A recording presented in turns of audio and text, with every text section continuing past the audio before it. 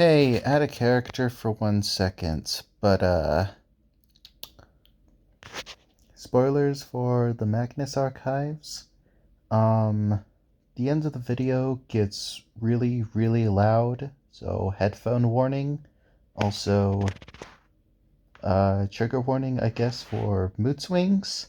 There's a heavy amount of them in this one, so if that's not your deal, I guess click off. I guess. But everyone who's still here, I hope you enjoy. Statements of Cousin Ronald regarding his imaginary friend. Statement extracted July 23rd, 2022. Recorded by Mr. Peacock, July 16th, 2025. Statement begins. I never understood why children would sleep with a nightlight. In retrospect, it might have something to do with my narcolepsy that went untreated as a child.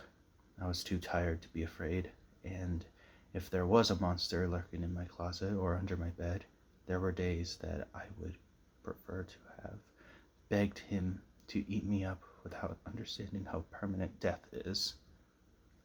I was 6 years old in 1987. That's when I met Joey. Joey lived under my bed. I always knew when he was there because my room became so much colder, and a quiet growl that sounded like a snore shook the bed frame. The night we met, he sounded surprised that I wasn't afraid. His voice was like a quiet, droning bass. I told him how it was hard for me to sleep when I'm collapsing randomly throughout the day. He chuckled at my response. He laughed a little harder when I asked him if he could be my friend. Yes, I can be your friend. Joey's low voice rumbled softly. Would a good friend help you sleep? I whispered yes, in the inky, dark void of my room. I felt a bit rude not to face him. Close your eyes, friend. Think about how you breathe and focus on that only. I did as he asked, and I slowly drifted into dreams. I don't remember my dreams. I just knew if they were bad or good depending on the mood I was in when I woke up. I told my parents about Joey, and they assumed he was my imaginary friend. I know they meant nothing by it, but it felt insulting to have my word be disregarded. Joey told me not to worry if my parents believed me, because I knew he was a good friend. I got better sleep at night. I would talk to him about my bullies, these large 13-year-old boys who found it entertaining to shove me. They sound like they aren't good friends. Joey's low voice softly rumbled. They need manners. The next morning, he looked so pale and avoided my path. Sometimes I thought about telling Joey about it, but I didn't think I should complain about a good day where I went unbullied. In 1972, I started getting treated for narcolepsy. I didn't hear from Joey as often. He told me I was growing up, and he was proud of me. And it was then I realized he was telling me goodbye. Even still, I felt the cold of my room and the soft low growl that shook my bed frame. We will always be friends, his low voice softly rumbled. I learned that my bed was just under an air conditioning vent, and the pipes ran under my bedroom. As I grew older, I started to believe that's what I've been feeling, and my friend Joey was imaginary.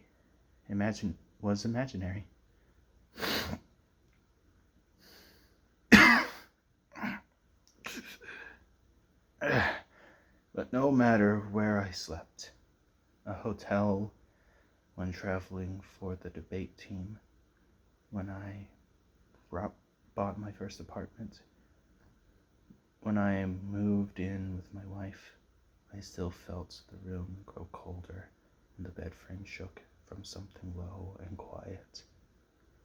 I would see people I knew from work calling sick, and when they couldn't afford to, they were so damn pale. In 2003, I heard Joey's voice again. I thought it was a dream at first. We spoke to each other in a natural way, like old high school buddies bumping into each other at the mall. Then he asked me a question. Would you be afraid of me if you looked under your bed? His low voice softly rumbled. I realized I wasn't dreaming when I stood up and checked under my bed.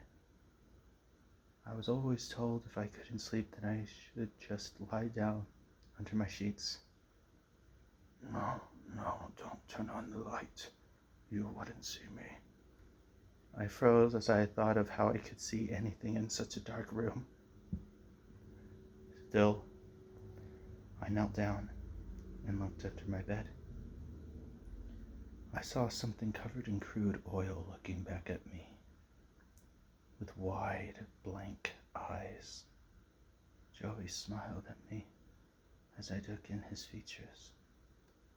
He was somehow much bigger than the gap under my bed, as if he was the darkness surrounding all of me. I did not show fear, and Joey smiled. The corners of his gaping maw went behind his ears as his low voice chuckled in delight. Are we still friends? His low voice asked. I nodded and said I should get up to bed. Sweet dreams, friend. I laid in my bed and drifted to sleep. More enemies of mine went pale and rarely showed up to work. I never questioned it. I knew it was Joey doing something to them. But for so long as they lived, it never bothered me. But if I gave it any amount of thought, the fear started to fester within me. And Joey noticed. Statement ends.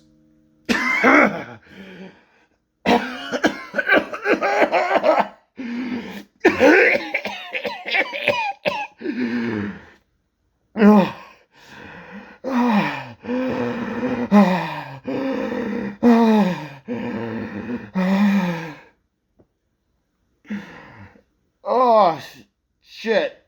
God damn it. Oh, fuck.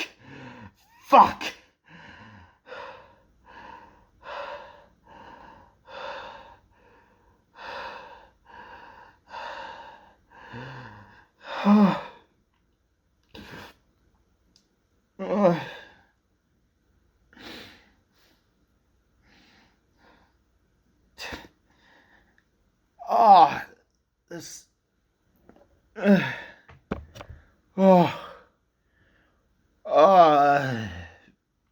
There we go. That's better. Nope.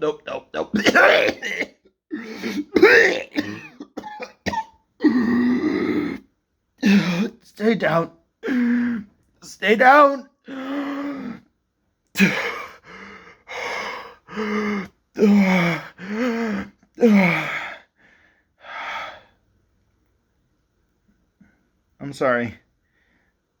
I'm sorry, that feels unnecessary.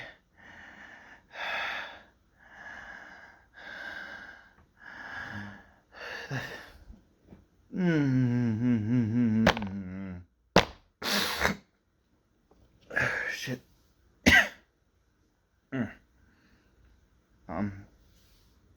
Okay. Long story short, I went out into the mountains with the rest of Clan Peacock, and it was really quiet for a while. Oh,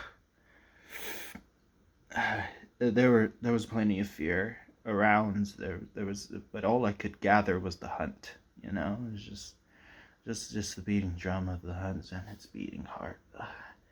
Animals and just that stuff was all there was. There wasn't many people around to give like more complex fears for the eye to chew on. You know, it's just jumping back in like this. Jumping back in like this. It feels, you know, like calorie shock or diabetic shock. Yeah.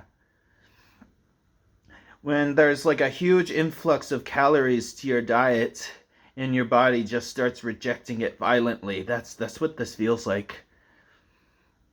Oh, man, that hurts.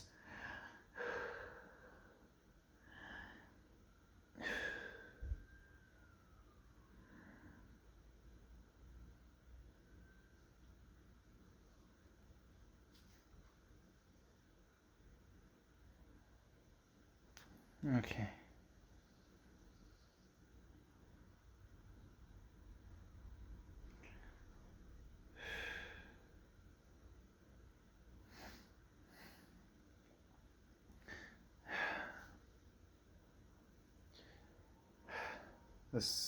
This thing that Ronald called Joey might have been at his funeral.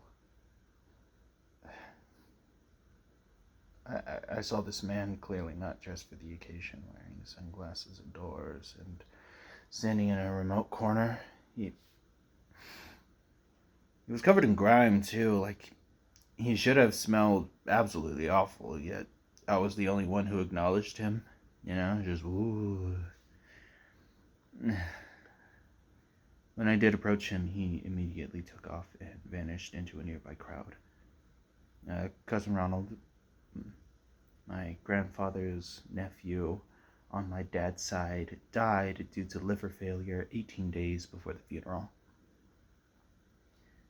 I think Joey is responsible, but I genuinely believe that Joey did really think Ronald was his friend, and I don't think he would really choose to hurt his friend. Every time I look for clarity on the matter, I just see darkness and a low, quiet rumbling.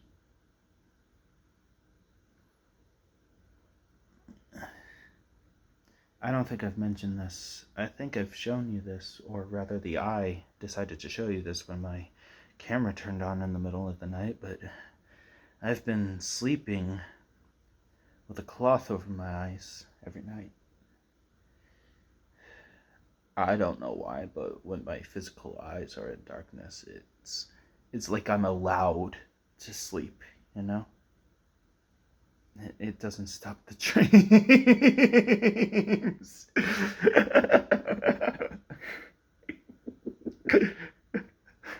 I only hear their screams every time I dare to claw.